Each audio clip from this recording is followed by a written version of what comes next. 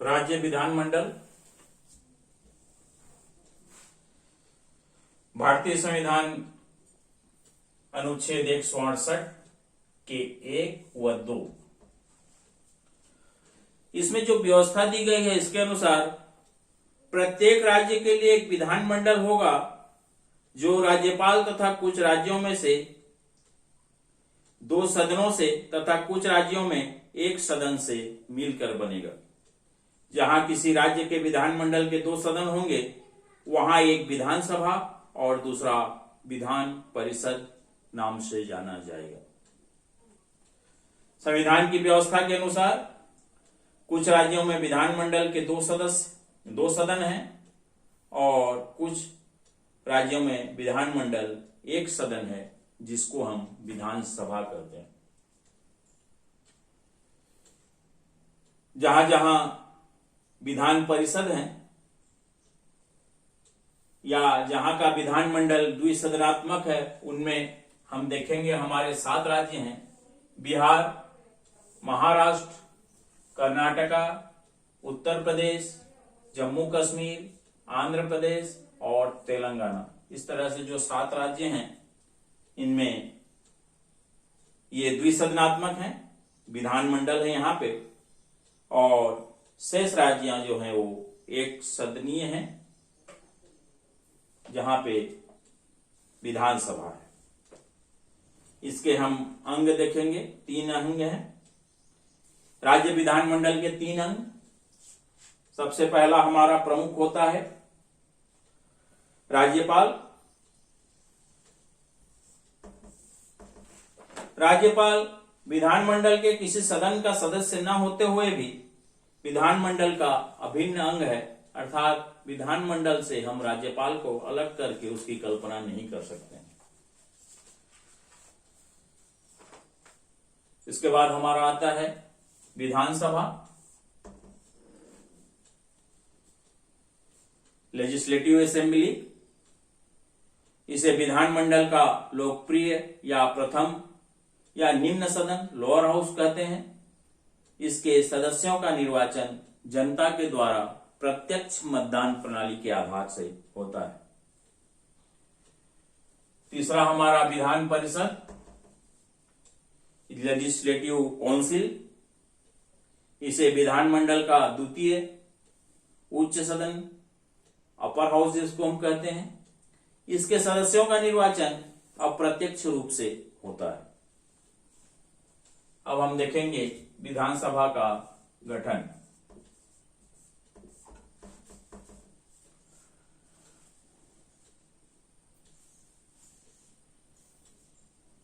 विधानसभा राज्य विधानमंडल का प्रथम सदन है जिसे निम्न सदन भी कहा जाता है।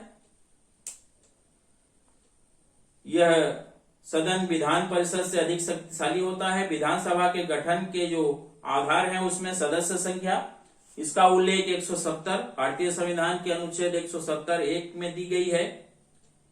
इसके अनुसार किसी राज्य की विधानसभा के सदस्यों की अधिकतम संख्या 500 और न्यूनतम संख्या 60 है।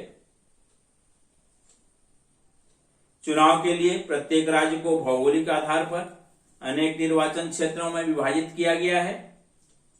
विधानसभा का प्रत्येक सदस्य 75,000 जनसंख्या का लगभग जनसंख्या का प्रतिनिधित्व करते हैं। केवल असम के स्वाधीन जिले, शिलांग की छावनी आदि नगरपालिका क्षेत्र, मिजोरम, अरुणाचल प्रदेश क्षेत्रों की जनसंख्या के इस निश्चित आधार से उनको मुक्त रखा गया है। आरक्षण स्थानों का जो है संवैधानिक व्यवस्था है। इसके अंतर्गत विधानसभाओं में अनुसूचित जाति जनजातियों के लिए उनकी जनसंख्या के आधार पर स्थानों को सुरक्षित रखा गया है। किसी विधानसभा के सामान्य निर्वाचन में यदि एंग्लो इंडियन समुदाय को उचित प्रतिनिधित्व नहीं मिला है तो राज्यपाल द्वारा इस समुदाय के किसी एक सदस्य को विधानसभा के लिए मनोनीत किया जा सकता है। सदस्यों का चुनाव वयस्क मताधिकार के आधार पर प्रत्यक्ष व गुप्त मतदान प्रणाली के द्वारा होता है। मतदाताओं के लिए जो योग्यता है, जिस क्षेत्र के वो मतदाता हैं वहां के निर्वाचक नामावली में सबसे पहले उनका नाम होना चाहिए। जो विदेशी हैं, जो पागल हैं, जो दिवालिया हैं, जो फौजदारी के अपराध के मामले में किसी न्यायालय द्वारा अपराधी घोषित किए जा चुके हैं, उनको वोट देने के अधिकार से वंचित रखा गया है। शेष जो सामान्य व्यक्ति हैं, उनको 18 वर्ष जिनकी आयु पूरी हो चुकी है, चाहे वो किसी भी जाति धर्म के लोग हों, पूरी कर चुका है 18 वर्ष की आयु, उस क्षेत्र की मतदाता सूची में उसका नाम अंकित है, उनको विधानसभा के सदस्य के लिए वोट देने का अधिकार प्राप्त है। जो विधानसभा का सदस्य उम्मीदवार है, उसके लिए क्या योग्यता होनी चाहिए, इसका उल्लेख भारतीय संविधान के अनुच्छेद 173 उसमें जो निर्धारित किया गया है, सबसे पहला उम्मीदवार के लिए आवश्यक है कि वो भारत का नागरिक हो, कम से कम 25 वर्ष की आयु पूरी कर चुका हो, पागल या दिवालिया घोषित न किया गया हो, संघीय सरकार या किसी राज्य सरकार के अधीन मंत्री पद को छोड़कर शेष कोई भी लाभ के पद पर न हो, कार्यरत न हो, संसद या राज्य विधानमंडल द्वारा अन्य जो समय समय पर निर्धारित शर्तें हैं उनको पूरा करता हो। कार्यकाल का जो उल्लेख है सदस्यों के, एक भारतीय संविधान के अनुच्छेद 172(1) के अनुसार उसकी कार्यकाल बैठक की तिथि से 5 वर्ष है, परंतु मुख्यमंत्री के परामर्श से इस अवधि के पूर्व भी राज्यपाल के द्वारा इसे भंग किया जा सकता है। पदाधिकारी कौन कौन होंगे विधानसभा के, इसका उल्लेख भारतीय संविधान के अनुच्छेद 178, एक हमारा विधानसभा का स्पीकर होगा जिसको हम अध्यक्ष कहेंगे, और दूसरा हमारा डिप्टी स्पीकर जिसको हम उपाध्यक्ष कहेंगे।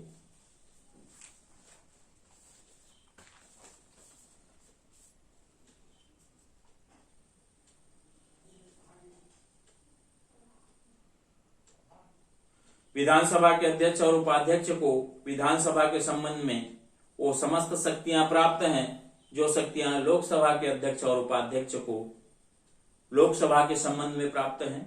विधानसभा अध्यक्ष वही कार्य करता है जो लोकसभा अध्यक्ष कार्य करता है। विधानसभा की शक्तियां एवं कार्य,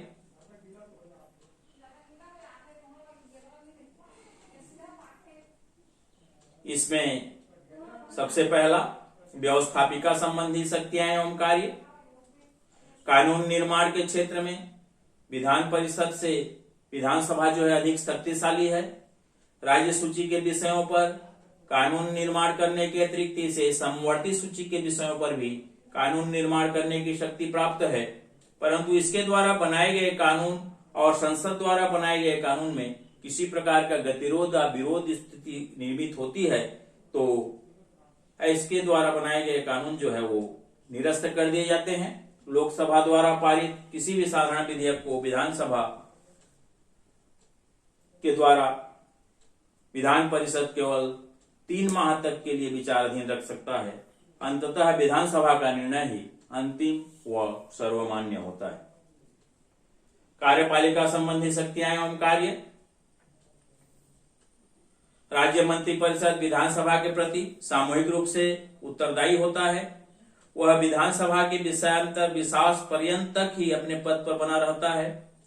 विधानसभा मंत्रिपरिषद के विरुद्ध अविश्वास प्रस्ताव पारित करके उसे अपदस्थ भी कर सकता है।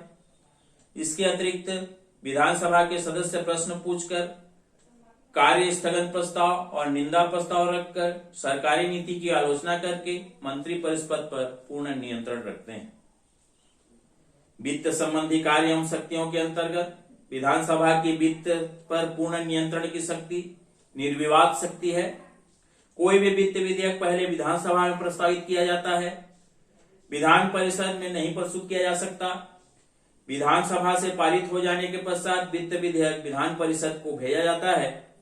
विधान परिषद विधेयक की प्राप्ति से 14 दिन के भीतर उस विधेयक को अपनी सुझाव के साथ विधानसभा को लौटाता है।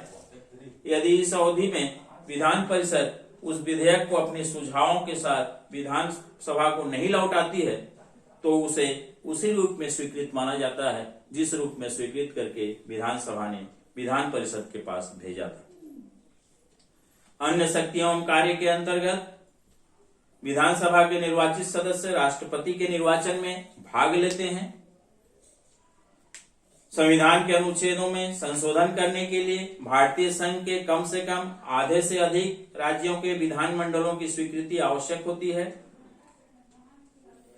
विधान परिषद अब देखेंगे आगे। विधान परिषद जो है, इसकी जो व्यवस्था है, विधानमंडल का यह द्वितीय और उच्च सदन है विधान परिषद। राज्य विधानमंडल के प्रथम सदन विधानसभा की तुलना में कम शक्तिशाली है। विधान परिषद के गठन जो हैं, उनमें हम देखेंगे सबसे पहले सदस्य संख्या।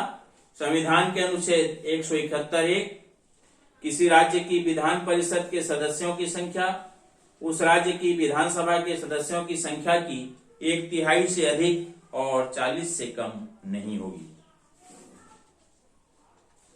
जिन राज्यों में विधानमंडल के 2 सदन हैं, उनकी विधान परिषदों की संख्या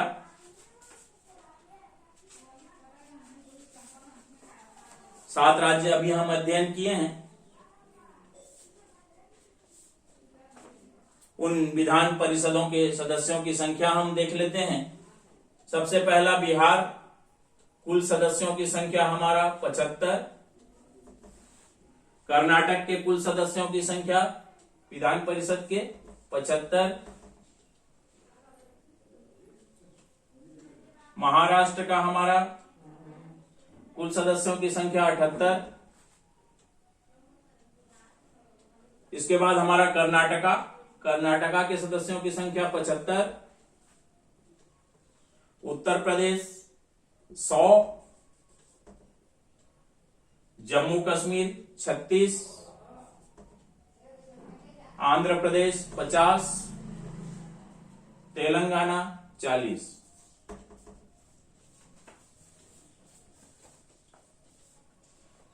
सदस्यों का निर्वाचन। विधान परिषद के सदस्यों का निर्वाचन राज्यपाल द्वारा मनोनीत सदस्यों को छोड़कर विधान परिषद के शेष सदस्यों का निर्वाचन अनुपातिक प्रतिनिधित्व प्रणाली के आधार पर एकल संक्रमणीय मत प्रणाली के अनुसार अप्रत्यक्ष रूप से होता है। निर्वाचक मंडल विधान परिषद के सदस्यों का निर्वाचन करते हैं। इसमें हम सबसे पहले देखेंगे स्थानीय जो निर्वाचन होता है, उनमें किन किन क्षेत्रों से निर्वाचन किया जाता है। सबसे पहला हमारा स्थानीय निकायों के निर्वाचक मंडल द्वारा। विधान परिषद की कुल सदस्य संख्या के 1/3 सदस्य नगर पालिकाओं, निगमों, जिला परिषदों तथा संसद द्वारा निर्दिष्ट अन्य स्थानीय संस्थाओं द्वारा निर्वाचित होते हैं। स्नातकों के निर्वाचक मंडल द्वारा विधान परिषद की कुल सदस्य संख्या के 1/12 सदस्य उन स्नातकों द्वारा निर्वाचित होते हैं जो स्नातक या उसके समकक्ष परीक्षा उत्तीर्ण करने के बाद कम से कम 3 वर्ष से संबंधित राज्य में स्थायी रूप से निवासरत हैं। शिक्षकों के निर्वाचक मंडल द्वारा विधान परिषद की कुल संख्या के 1/12 सदस्य उन शिक्षकों द्वारा निर्वाचित होते हैं जो संबंधित राज्य के माध्यमिक विद्यालयों या उससे उच्च शिक्षण संस्थाओं में कम से कम 3 वर्ष से शिक्षण कार्य कर रहे हैं। विधानसभा के निर्वाचक मंडल द्वारा विधान परिषद की कुल सदस्य संख्या के 1/3 सदस्य विधानसभा के सदस्यों द्वारा ऐसे व्यक्तियों में से निर्वाचित होते हैं जो विधानसभा के सदस्य न हो। विधानसभा के मंडल के अतिरिक्त उक्त तीनों निर्वाचक मंडल संसद के कानून द्वारा निश्चित किए जाते हैं। राज्यपाल द्वारा मनोनीत सदस्य। विधान परिषद की कुल सदस्य संख्या के 1/6 सदस्य राज्यपाल द्वारा ऐसे व्यक्तियों को मनोनीत किए जाते हैं जो साहित्य के क्षेत्र में, कला के क्षेत्र में, विज्ञान के क्षेत्र में, समाज सेवा के क्षेत्र में प्रसिद्ध हो, ख्याति प्राप्त हो या उन क्षेत्रों में विशेष ज्ञान रखते हों। सदस्यों के लिए योग्यताएं। संविधान के अनुच्छेद 173 के अनुसार विधान परिषद के उम्मीदवार के लिए आवश्यक है कि कम से कम वह 30 वर्ष की आयु पूरी कर चुका हो, भारत का नागरिक हो, संघ या राज्य सरकार के अधीन मंत्री पद को छोड़कर किसी लाभ के पद पर कार्यरत न हो, संबंधित राज्य का निवासी हो और संसद द्वारा निर्धारित अन्य सभी योग्यताएं पूरी करता हो, पागल या दिवालिया न हो, साथ ही साथ किसी न्यायालय द्वारा उसको सदस्य बनने के लिए अयोग्य घोषित न किया गया हो। कार्यकाल हम देखेंगे संविधान के अनुच्छेद 172(2) इसकी व्यवस्था के अनुसार विधान परिषद एक स्थायी सदन है। यह कभी भंग नहीं होता है। इसके 1/3 सदस्य प्रति 2 वर्ष के उपरांत अवकाश ग्रहण करते हैं और उनके स्थान पर नवीन सदस्य निर्वाचित होते रहते हैं। इस प्रकार प्रत्येक सदस्य का कार्यकाल 6 वर्ष का होता है। इसके पहले भी यदि सदस्य चाहे तो त्याग पत्र देकर समय से पूर्व अपना पद छोड़ सकता है।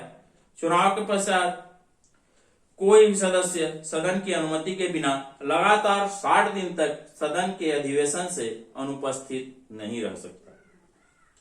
पदाधिकारी इसमें कौन कौन होते हैं इसको हम देखेंगे।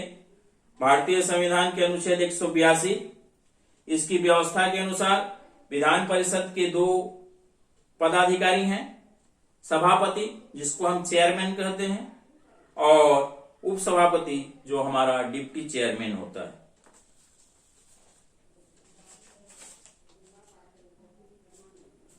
विधान परिषद के कार्य एवं शक्तियां।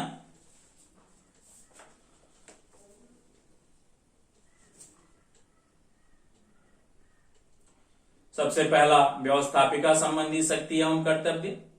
वित्त विधेयक के अतिरिक्त साधारण विधेयक विधान परिषद में भी प्रस्तुत किए जा सकते हैं, जिनके पारित होने के लिए विधान परिषद की स्वीकृति आवश्यक होती है। विधानसभा द्वारा पारित किसी भी साधारण विधेयक को विधान परिषद 3 माह तक अपने पास विचाराधीन रख सकता है, परंतु किसी विधेयक को समाप्त करने की शक्ति उसके पास नहीं है। दूसरा, कार्यपालिका संबंधी शक्ति एवं कर्तव्य। विधान परिषद के सदस्यों को मंत्री परिषद में सम्मिलित किया जा सकता है। विधान परिषद प्रश्नों, प्रस्तावों तथा वाद विवाद के माध्यम से कार्यपालिका मंत्री परिषद को नियंत्रित करती है, परंतु उसे अपदस्थ नहीं कर सकती। इस प्रकार वह मंत्री परिषद को केवल परेशानी में डाल सकता है। वित्त संबंधी शक्तियों एवं कार्य के अंतर्गत विधानसभा द्वारा पारित वित्त विधेयक विधान परिषद को सुझाव और सिफारिश के लिए भेजा है, तो वह 14 दिन की अवधि के भीतर विधान परिषद को अपनी सुझाव के साथ उस विधेयक को विधानसभा को लौटाना होता है। यदि उस अवधि में विधान परिषद उक्त विधेयक को विधानसभा को नहीं लौटाती है, तो उक्त विधेयक को उसी रूप में पारित माना जाता है जिस रूप में विधानसभा ने उसे पारित करके विधान परिषद के पास प्रेषित किया था।